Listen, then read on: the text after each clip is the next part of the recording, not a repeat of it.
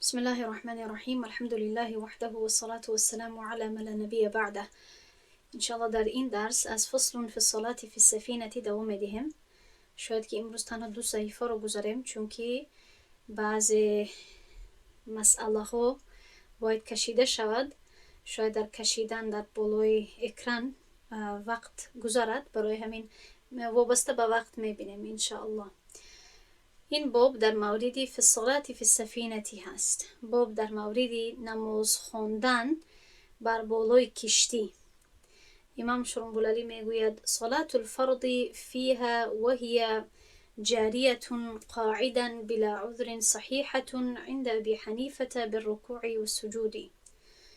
خب در اینجا خیلی زیاد قاعده خیلی زیاد شرایط و قیود ذکر شدگی هست. خوب متوجه شوید. نماز فرضی در آن، یعنی که اگر نماز فرض در اینجا ذکر شود، یعنی که تمام دیگر نمازها هم در این داخل می شود، چون که نماز فرض از همه مقام بلندترین دارد و مهمترین. نماز فرض در آن یعنی در درون آن، و هی جاریتون، این واوی حال هست، یعنی که در حالتی که این رو ما همچون و ترجمه نمی کنیم، بلکه این رو ما همچون در حالتی که هی برای او یک چیزی زنانه ضمیر استفاده می شود، ضمیر منفصل، برای که سفینه کشتی چیزی جنسش زنانه هست، برای همین هی استفاده شده است. نماز فرض در آن در حالتی که او جاری باشد، روانه باشد، در حالتی که او حرکت کرده باشد.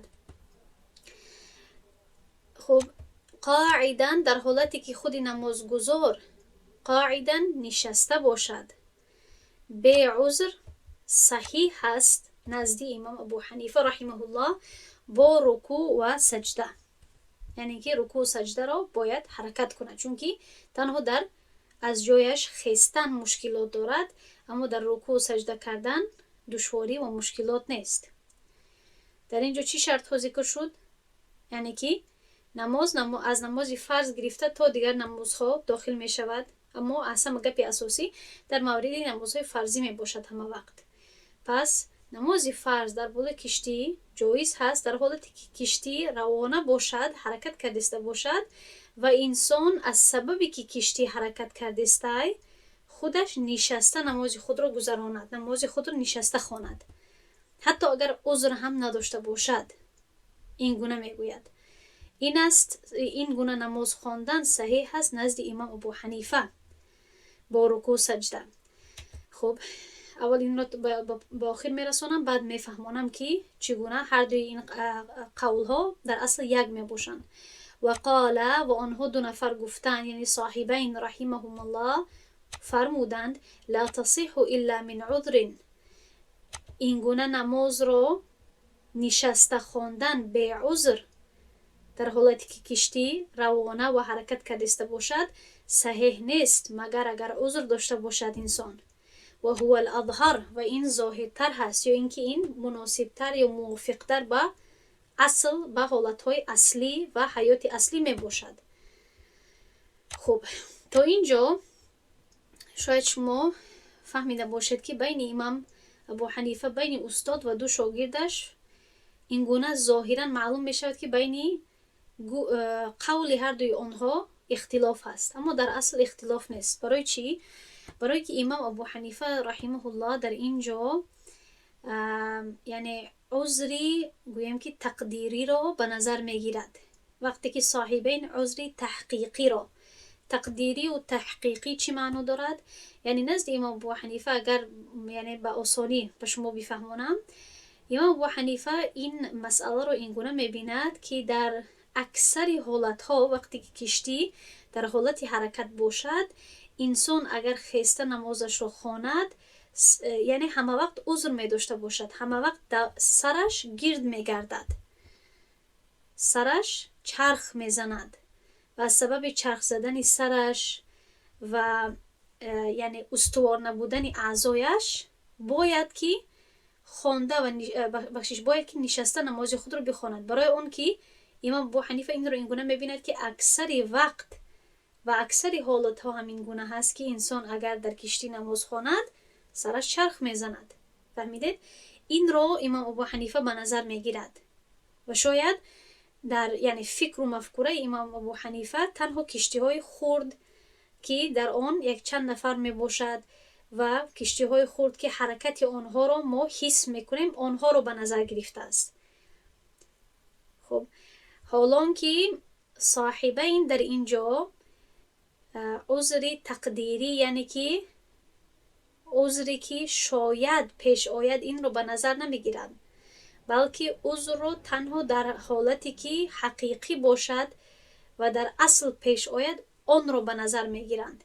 برای همین همچون حکمی اساسی صاحبین میگویند که نه این جایز نیست مگر اگر انسان عذر داشته باشد. پس خلاصه چی شد؟ که اصلا بین قول هر دوی آنها موافقت هست. هر دوی آنها یک گپ را میگویند، تنها دیگر خیل کرده گفتیان. چه خیل؟ اگر ما قول امام ابو حنیفه را به نظر بگیریم، اگر کسی به امام ابو حنیفه بگوید که مثلا در این زمانه کشتی های خیلی کلان وجود دارد که حتی در آنها بسین می باشد، در آنها کخنی و آشپزخانه و دیگر چیزها می باشد به حد کلان و فسان، و حتی در آنها بعضی وقت اگر انسان خواب کند یا راه رود هیچ حس نمی کند حرکت کردن همون کشتی را.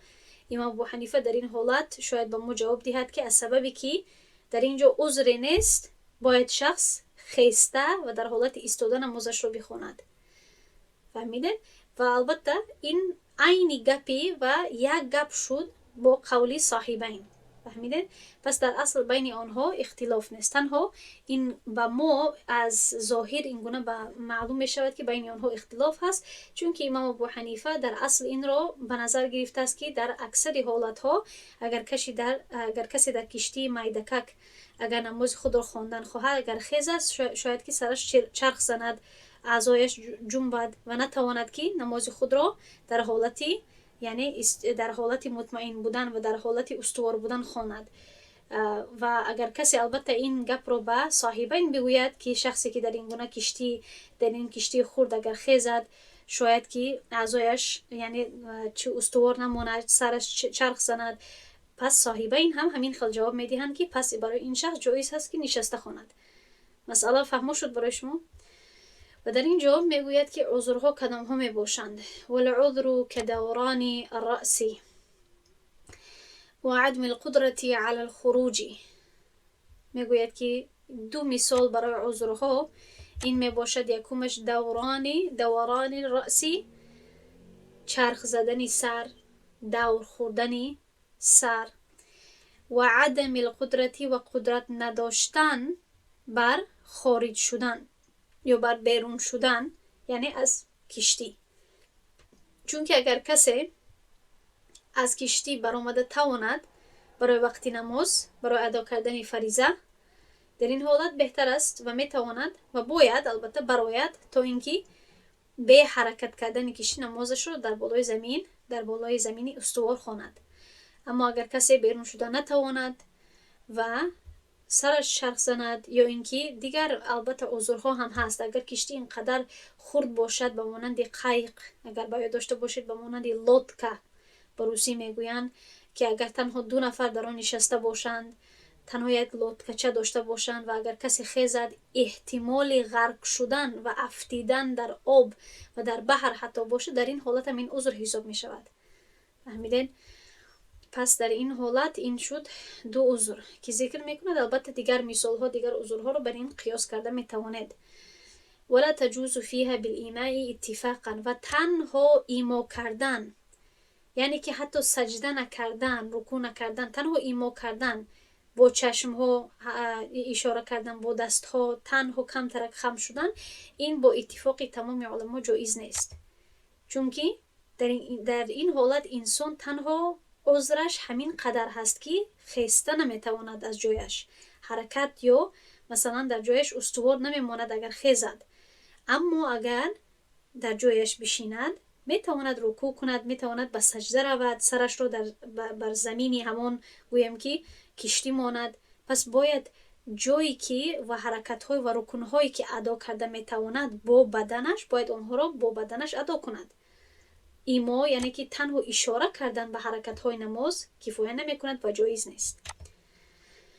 پس اگر کسی در این زمانه ما به یک کشتی کلانی فسان رود 5 ستاره و در آنجا اتاقهای زیاد، حجره های زیاد، چندین تا منزله باشد، خب و یگان خیلی چرخزنی سر نباشد، آهسته آهسته کشتی رود، انسان باید نمازش را در حالت ایستاده پورا مکمل ادا کند.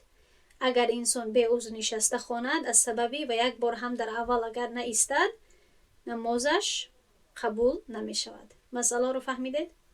تا اینجا جواب دهید.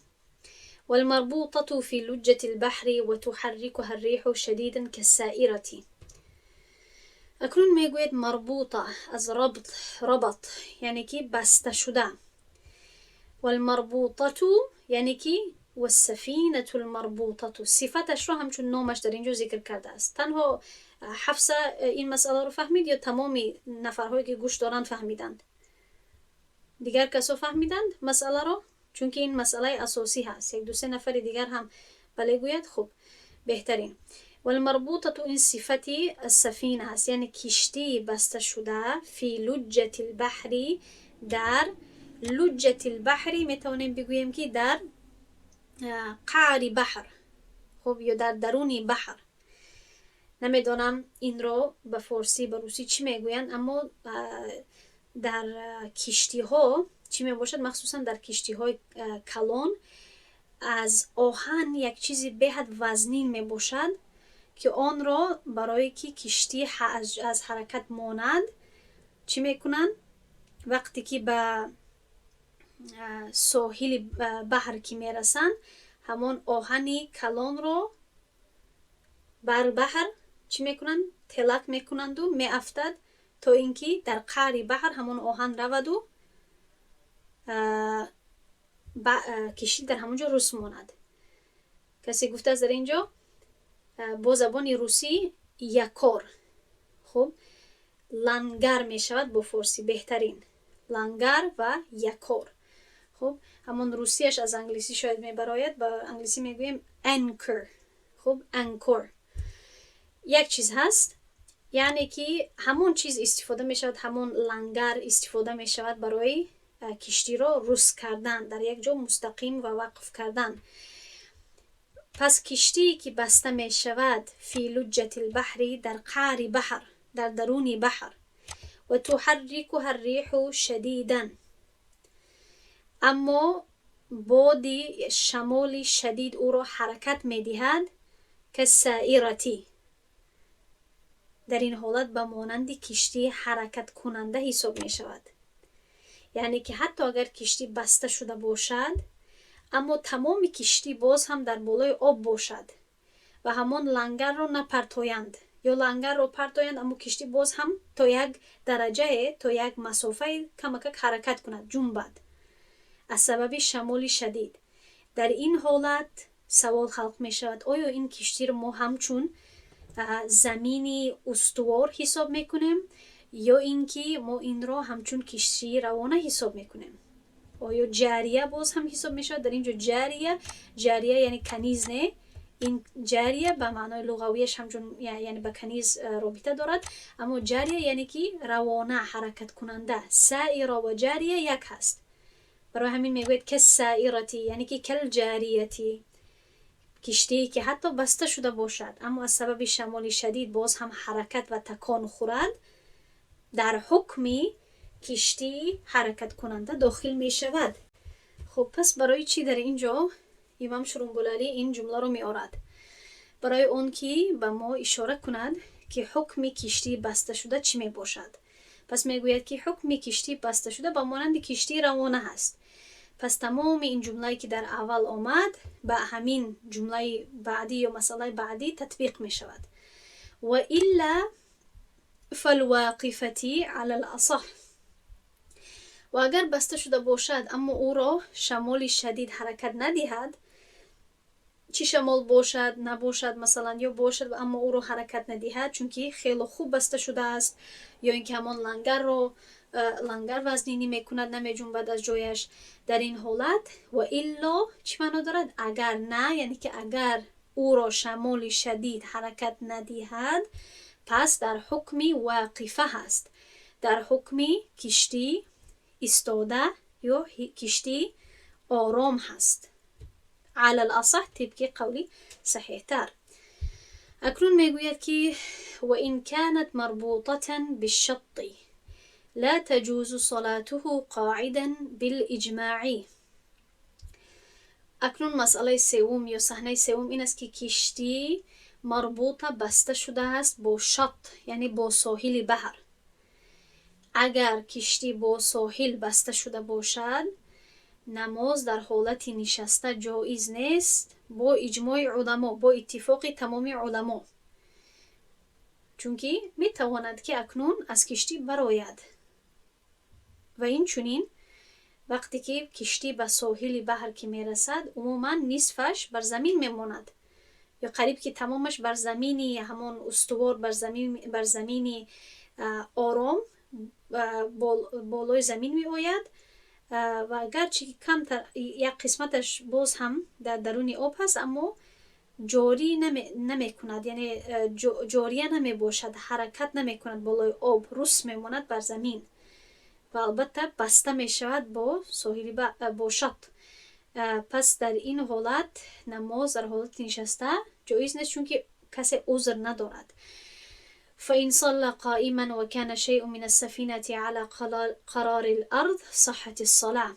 پس در این حالت اگر نمازش رو در حالت ایستاده بخواند و یک قسمت شیء و یک چیزی، یعنی یک قسمت از سفینه از کشتی بر بالای زمین بر قرار زمین باشد، یعنی بر همون جای استوار زمین اگر باشد نمازش درست حساب می شود. خب یعنی که گویا که کشتی حکم زمین رو میگیرد چونکه کشتی بر زمین استوار شد. چطوری که اگر در یک خانه دویم منزل باشد، چونکه دویم منزلش به یکم منزل پیوست هست با چوب ها و آهن ها و غیره، همون دویم منزل در حکم زمین هست. همین خیل هم 20 منزل باشد در حکم زمین هست، چونکه هر یک منزل به منزل بعدی ربط دارد، تعلق دارد و بسته است. همین خیل هم اگر به یاد داشته باشید در درس قبلی محمل هم اگر در زیرش چوب مانده شود حکم زمین رو میگیرد. و الا فلا تصح على المختار الا اذا لم يمكنه الخروج. و اگر نه چی معنا دارد؟ هر وقتی که ترجمه رو می نویسید باید که در قوسک اینجاش رو پر کنید که خودتون فراموش نکنید که و اگر نه چی معنا داشته اینجا. و اگر نه چونکی و اگر نه وقتی که مؤلف میگوید شاگرد و آموزگار باید توانایی این رو داشته باشد که معنای مقابل را از پیش خود فهمیده تواند، خوانده تواند یا گفته تواند وابسته به جمله قبلی. اما اگر این توانایی را نداشته باشید استاد عموما برای شما جمله یا صحنه مقابل را پیش میکند پس نویسید. و اگر نه یعنی که اگر یک قسمت از کشتی بر قرار زمین اگر استوار نشده باشد پس نماز بالای این گونه کشتی در حالت یعنی در این حالت جایز نمی شود مگر اگر از کشتی خارج شده نتواند. چونکه وقتی که کشتی به ساحل بحر بسته می شود من برای شما گفتم اکنون باید که از کشتی بیرون براید، اما باید که از کشتی بیرون شود الا اگر کشتی بر زمین قرار گرفته باشد، کشتی حکم زمین رو بگیرد. اما اگر کشتی بر ساحل بحر بسته شده باشد اما باز هم در بالای آب باشد در این حالت باید از کشتی بیرون شود. اما اگر از کشتی بیرون شده نتواند چی شد؟ عذر دارد، پس میتواند که در درون کشتی اگر خسته تواند در حالت خسته، اگر خسته نتواند در حالت نشسته نماز خود را بخواند. برای همین در اینجا این صحنه مقابل چی شد؟ فإن صلى قائما وكان شيء من السفينة على قرار الأرض. و صحنه مقابل می شود که فإن صلى قائما اگر ایستاده نماز خود را خواند اما یک قسمتی از کشتی بر قرار زمین نباشد پس لا يصح الصلاة. فهمیدید؟ در این حالت باید که از کشتی براید، اما اگر برآمده نتواند عذر دارد. و یتوجه المصلی، اکنون در مورد قبله، بعد کدام طرف باید روی خود را گرداند.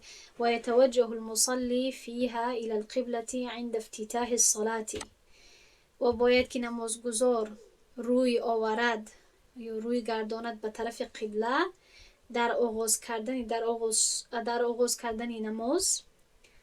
خب و کلما استدارت عنها، و هر وقتی که کشتی استدارت، با حالتی استدارت فعل هست اما با صیغه مؤنث آمده است برای اون که این فعل برای کشتی هست و کشتی چیزی مؤنث هست.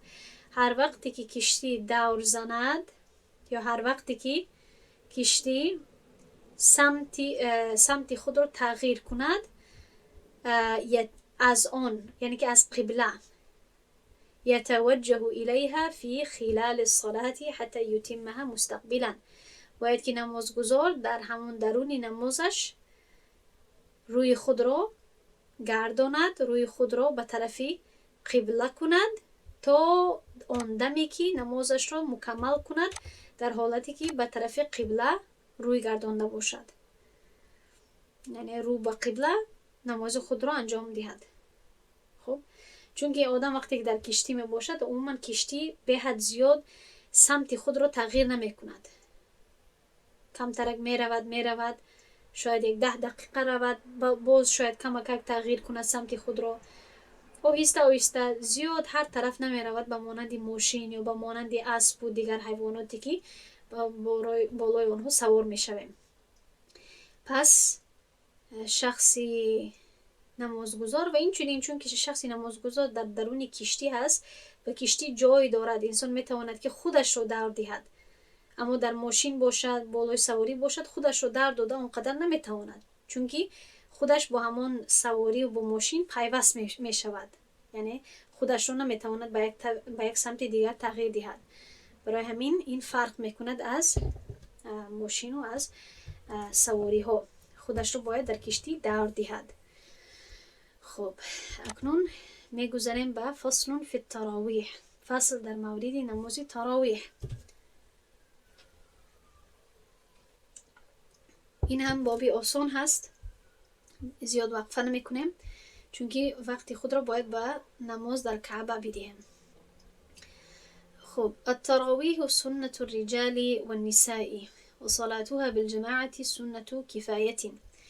میگوید که نماز تراویح این یک سنت هست برای هم مردان و برای زنان و او را خواندن با جماعت سنت کفایه هست. من در مورد سنت کفایه و سنت عین یا فرض کفایه، فرض عین من برای شما فهماندگی بودم. کفایه یعنی که در همون محله، در همون جماعت، در همون جامعه باید که یک گروهی از نفرها این سنت را پوره کنند. اگر پوره کنند از ذمه دیگران، از شانه دیگران ساقط می شود.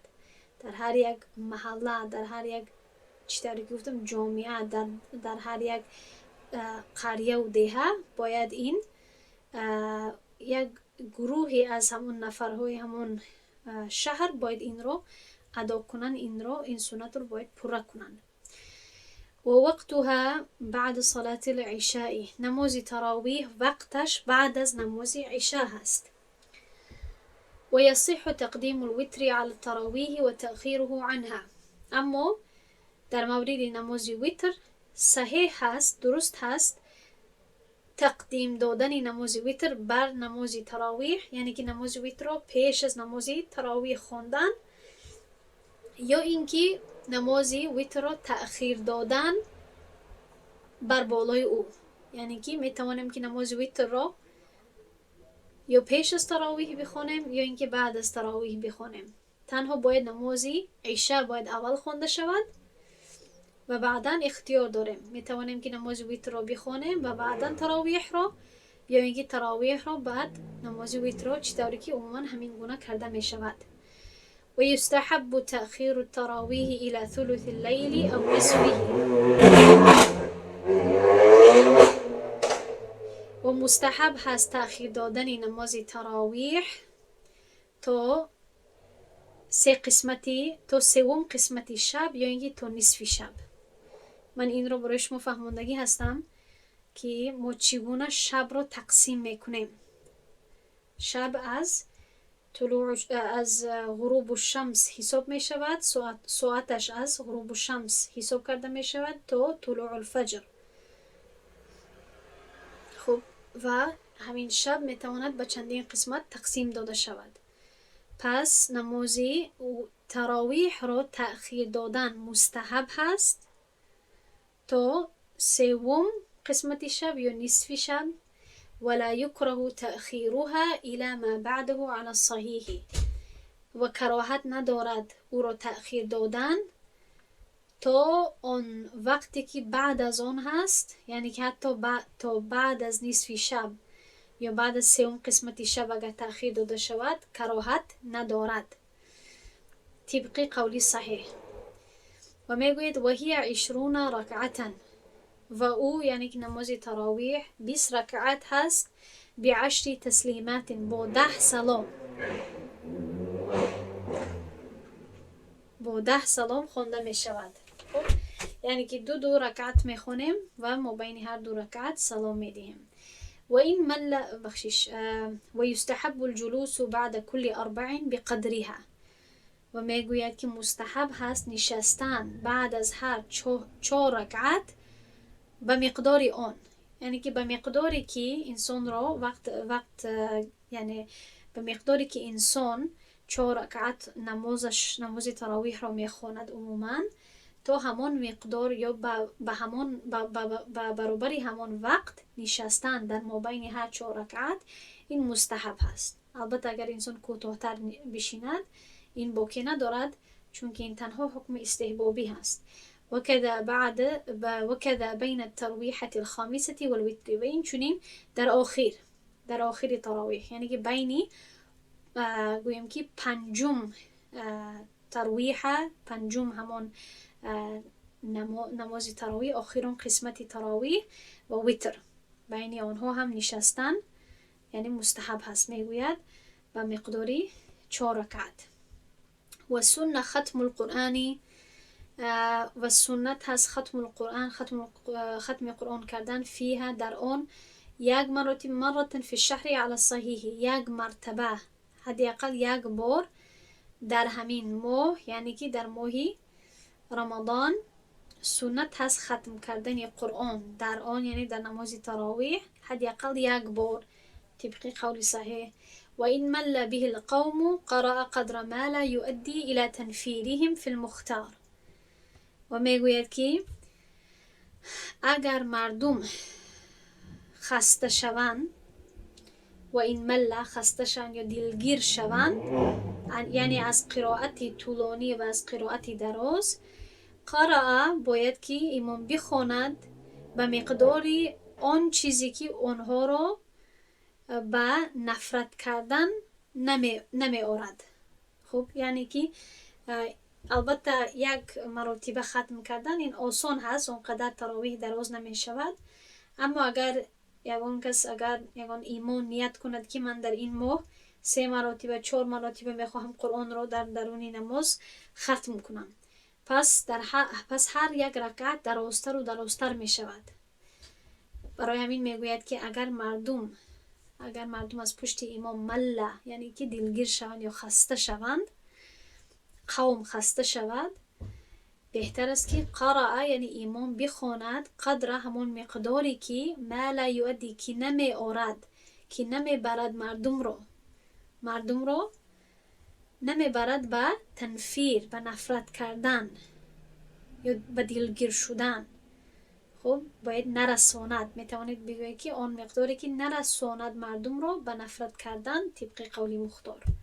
یعنی امام باید مردم رو به نظر بگیرد، معتدل گذارد، نه کمی بد که هیچ چیز نباشد، هیچ عبادتی نباشد و مردمی تنبل مثلا چی کنن، نفرت کنن، یا مردمی تنبل خسته شود. مردمی تنبل رو به نظر نمیگیریم، همون جامعه رو عموما به نظر میگیریم که مردم چی مقدار به مردم مناسب هست، که نه زیادی بد باشد و نه به حد کم باشد. ولا يترك الصلاة على النبي صلى الله عليه وسلم في كل تشهد منها ولو مل القوم على المختار. میگوید که ابراهیمیه رو، یعنی که درود بر پیامبر صلی الله علیه و سلم رو ترک نمی کند، یعنی امام باید ترک نکند در هر یک تشهد، یعنی که در هر یک نشستی که باید در آن تشهد و یعنی درود و غیره خونده شود، حتی اگر قوم هم، حتی اگر مردم تنبل باشند یا اینکه یعنی مونده شوند، طبقی قولی مختار، یعنی فرق نمی کند که حتی اگر مردم خسته هم شوند و چند نفر بعد از نماز ها بگویند که نماز رو کوتاه‌تر کنید، نماز رو کوتاه‌تر کنید، اما باید درود بر پیامبر صلی الله علیه و سلم، این چیز باید گرفته نشود از نماز، این چیز باید ترک کرده نشود. امام شون بولاری میگوید اما یعنی که فرق نمی کند که مردم چی شوند، مردم خسته شود، اما چی رو میتواند که ترک کند؟ خب یک چیز دیگر رو باید ترک نکنند. میگوید که ولا یترک الثناء و تسبیح الرکوع و السجود، و این چنین ثنا رو، خب یعنی دعای استفتاح رو و تسبیحات رکوع و سجده رو نیز باید ترک نکند. فرق نمی کند که نماز رو کوتاه‌تر میخواهند یا اینکه نماز یعنی شکایت میکنن از دراز بودن نماز، اما انسان نمیتواند که بگوید که من، یا امام نمیتواند این فیصله رو بگیرد که من به جای اون که قرائتم رو کوتاه‌تر کنم و به ختم کردنم خلال رسانم، من خوبترش ابراهیمیه رو نمیگویم و در آخر و اینچنین ثنا رو در اول و تسبیحات رکوع سجده رو نمیگویم. اینها رو نمیتواند ترک کند. میگوید که اینها رو ترک نکند حتی اگر قوم خسته هم شوند. ولا یأتی بالدعاء ان مل القوم، اما اگر مردم خسته باشند یا اینکه نیاز به کوتاه کردن نماز شود، میتواند که دعای آخری نماز را نگوید، یعنی که ولا یأتی و نمی آورد دعا را، یعنی دعای آخری نماز رو بعد از درود، اگر قوم، اگر مردم یعنی به آن میل نداشته باشند یا اینکه اگر مردم مانده شده باشند یا شکایت کنند از درازی نماز.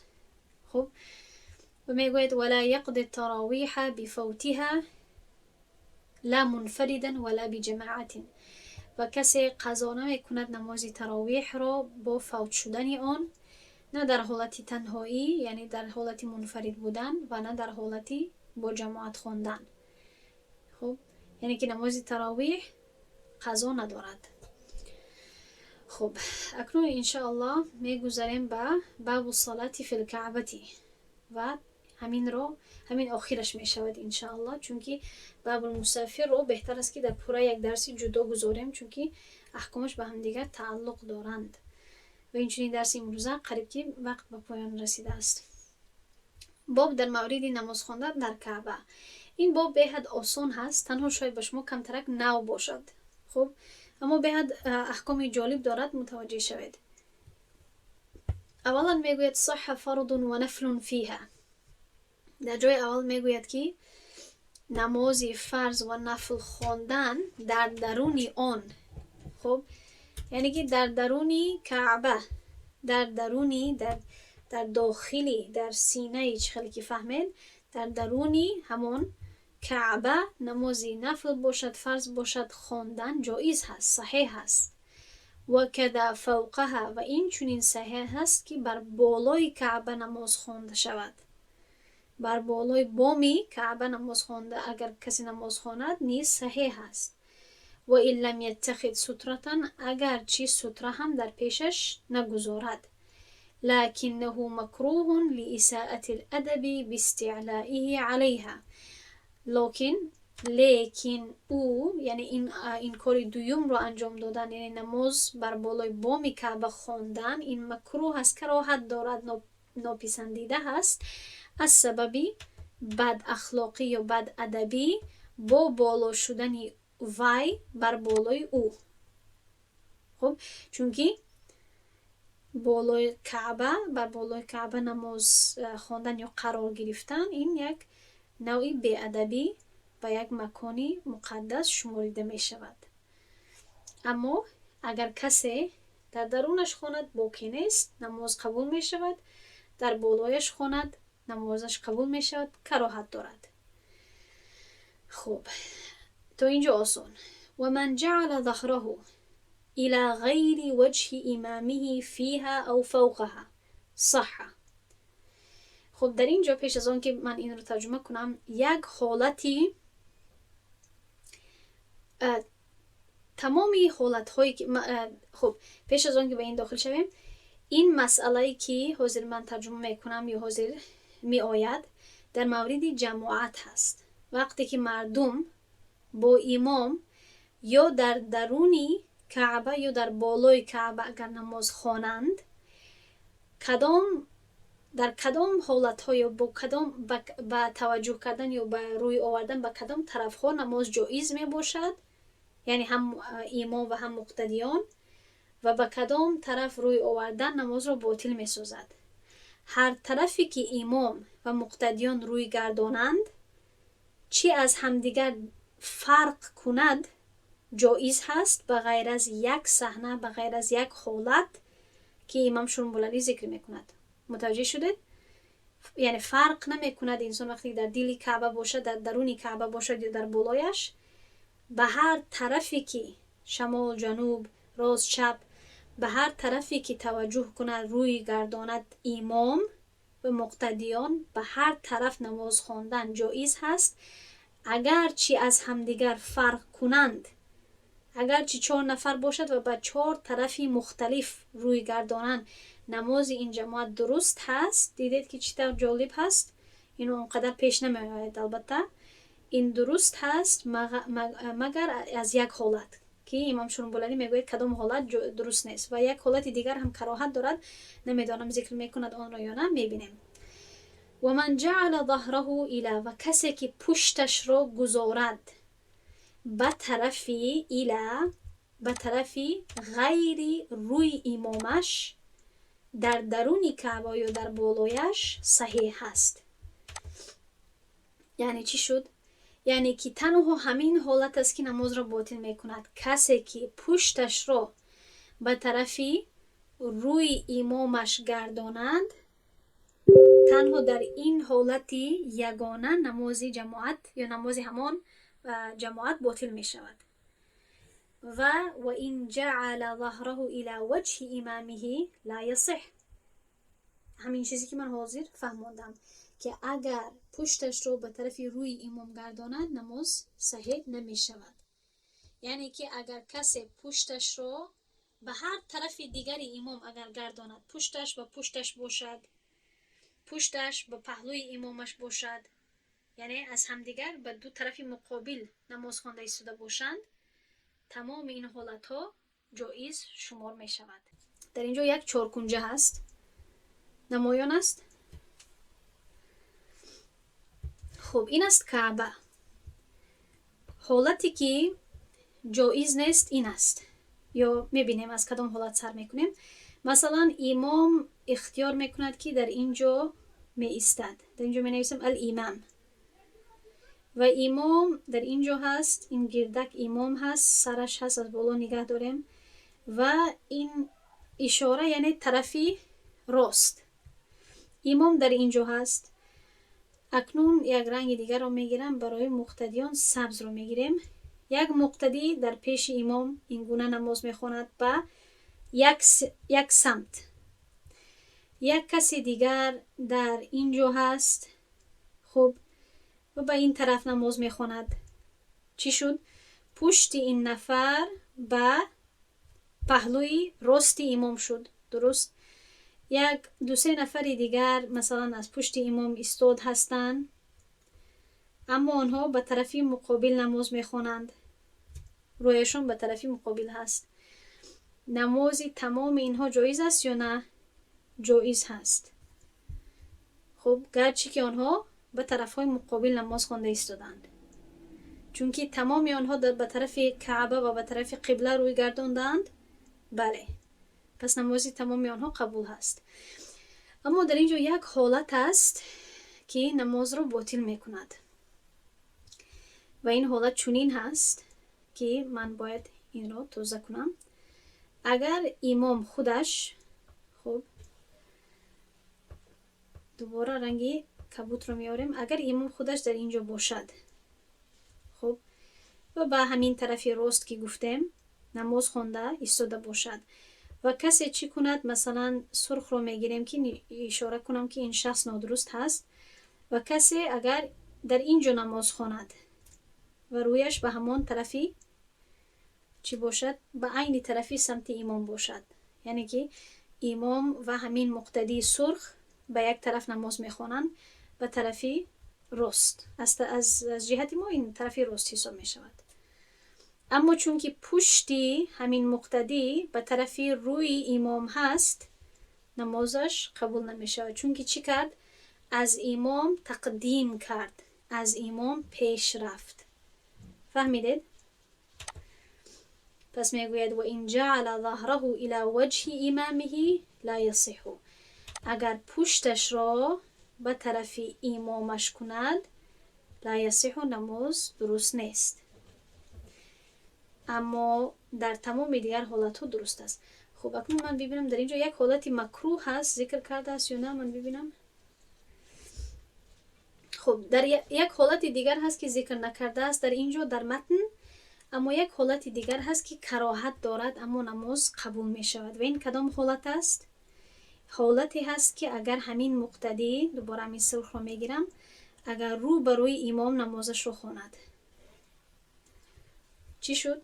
رو به روی امام اگر نمازش رو خواند این کراهت دارد، مکروه حساب می شود. فهمیدین؟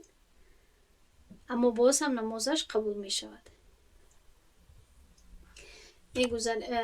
دوام میدیم با متن این قسمت آخرانش. میگوید و صح الاقتداء خارجها بامام فيها والباب مفتوح، و میگوید که صحیح است اقتدا کردن از بیرون کعبه با امامی که در درون کعبه باشد، در حالتی که دروازه در چی باشد؟ کشاده باشد. یعنی که در اینجا گپی اساسی کشاده بودن دروازه نیست، بلکه رسیدن انتقالاتی یا تنقلات امام، حرکت های امام به مقتدیان است. و یاد دارید در درس قبلی ما گفته بودیم که اگر راهش باشد که مقتدیان امام را یا دیده توانند یا شنیده توانند، نماز آنها قبول هست، گرچه که اگر نبینند. پس در اینجا حتی اگر در محکم باشد اما با بلندگویک و میکروفون امام رو شنیده توانند و امام هر وقتی که تنقل میکند می جنبد از یک رکن به دیگر رکن آن امام رو شنیده توانند، این هم درست هست. پس والباب مفتوح این قید اتفاقی شد، یعنی اتفاقا این رو همچون مثال ذکر کرده است. اما اگر در محکم هم باشد اما تنقلات، جنبش ها یا عمل های امام به مقتدیان رسد، در این زمانه ما چی هست؟ بلندگویک ها هست. باز هم این چی هست؟ این درست می باشد. بعضی وقت بعضی امام ها در یک منزل مثلا یا در یک حجره، در یک اتاق امامت میکنن و بعضی نفرها در آنجا جای هست در پشت امام می باشن، امام رو دیده میتوانن. اما بعضی وقت در نمازهای عید و دیگر مردم در بیرون تا بیرون، یعنی از پشت امام نماز میخونن و مردمی که در بیرون هست حتی امام رو دیده نمیتوانند. اما نماز آنها جایز میشود. برای چی؟ برای آنکه با بلندگویک امام رو میشنوند، یعنی یک راهی شنیدن تنقلات امام رو داشته باشند. فهمیدین؟ و این تحلقوا حولها والامام خارجها صح الا لمن كان اقرب اليها فی جهت امامی.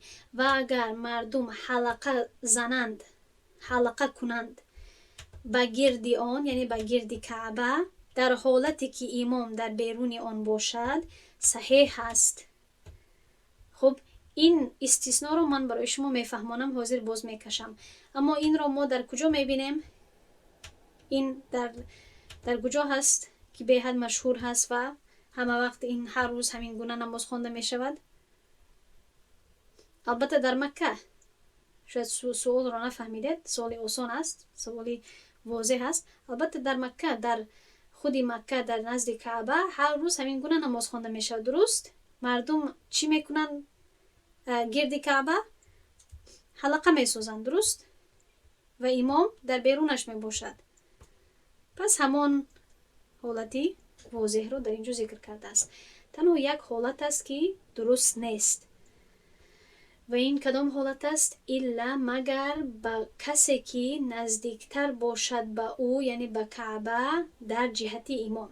پس دوباره برمیگردیم به کعبه. خب در اینجا کعبه داریم. ببینید من در اینجا برای شما زود میکشم. این است مثلا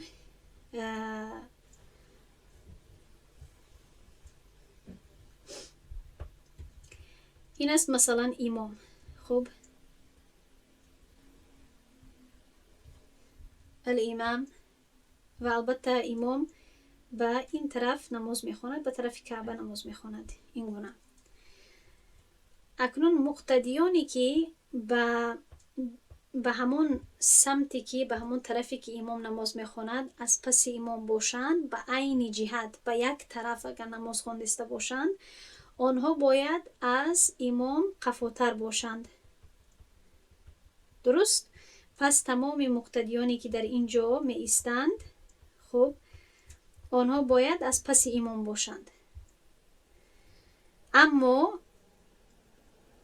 و کسی در این جهت، خب در این سمت، در سمت امام اجازت ندارد که از امام پیشتر رود و پیشتر نماز خواند. اما اگر کسی از طرف دیگر باشد، از یک سمت دیگر باشد، در یک طرف دیگری کعبه باشد، اجازت دارد که به کعبه نزدیکتر باشد. مثلا مقتدیانی که در اینجا هستند، در این طرف راست، خب یا در این طرف چپ، خب اینها این طرف نماز میخونن، اینها این طرف نماز میخونن، اینها نزدیکتر هستند به کعبه وابسته به یا مقابل به این نفرها. درست؟ یا حتی شاید مقابل به خود امام، شاید حتی نزدیکتر باشن از امامی که در این طرف هست و امام در این طرف هست، اما شاید از کعبه دورترک باشد. اما این باکی ندارد. خب این باکی ندارد که از دیگر طرف ها به کعبه نزدیکتر هستند. اما همان نفرهایی که از پشت امام در یک طرف هستند، در یک جهت کعبه هستند، یکی از اینها اجازت ندارد. خب از یک رنگ دیگر رو میگیریم، سرخ. خب سرخ نه، یکی از اینها اجازت ندارد که نزدیکتر بیاید و نزدیکتر باشد و پیشتر باشد از امام. این درست نیست. خب چون که از یک جهت نماز میخوانند و باید از امام، قاعده همین است که باید از امام تقدیم نکند. همین حالت است که در اینجا امام شورنبولری میگوید الا لمن کان اقرب الیها، مگر به همون کسی که نزدیکتر هست به آن، یعنی به کعبه، در جهت امامش، یعنی در همون یک طرفی، در یک طرف هستند. واضح است؟ در همین جا انشاءالله درس رو میگذاریم. سبحان الله و بحمده، سبحانك اللهم و بحمدك، نشهد ان لا اله الا انت، نستغفرك و نتوب الیک. السلام علیکم و رحمت الله و برکاته.